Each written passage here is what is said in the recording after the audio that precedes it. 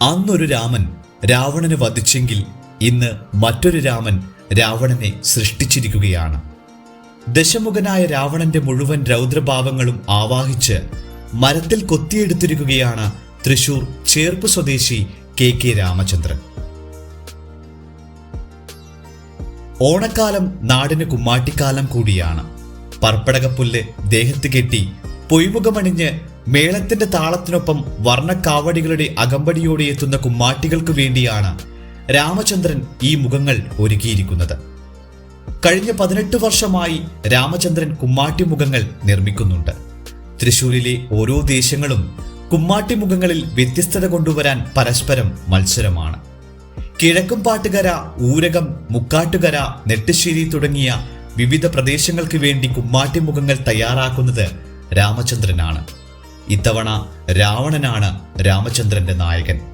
10 മുഖങ്ങൾ ചേർത്ത് വ്യത്യസ്തമായ രീതിയിൽ ഇതുവരെ കാണാത്ത ഒരു രാവണനെയാണ് രാമചന്ദ്രൻ ഒരുക്കിയിരിക്കുന്നത്. ഏകദേശം 2.5 മാസത്തെ കഠിന പ്രയത്നത്തിന്റെ ഫലമാണ് ഈ ദശമുഖ രാവണൻ.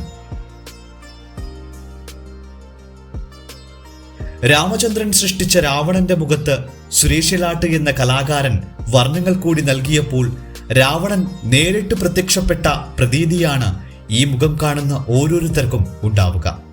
കുമിൾത്തടിയിലാണ് ഓരോ മുഖങ്ങളും കൊത്തിയെടുക്കുന്നത്.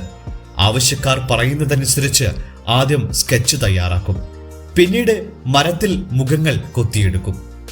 38 വർഷമായി രാമചന്ദ്രൻ ദാരുശില്പ നിർമ്മാണത്തിൽ സജീവമാണ്. ഇത്തവണ സംസ്ഥാന ക്ഷേത്രകലാ അക്കാദമി അവാർഡ് കൂടി ലഭിച്ചതുകൊണ്ട് രാമചന്ദ്രന്റെ ഓണത്തിന് മാറ്റു കൂടുതലാണ്. പരമശിവൻ, ഗണപതി, നരസിംഹം, കഥകളി തുടങ്ങി നിരവധി മുഖങ്ങളുണ്ട് കുമ്മാട്ടിക്കോലങ്ങളിൽ.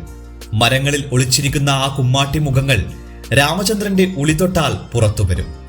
ഇതുവരെ കാണിക്കാത്ത മുഖങ്ങൾ ഇനിയുമുണ്ട് രാമചന്ദ്രന്റെ സൃഷ്ടിയിൽ.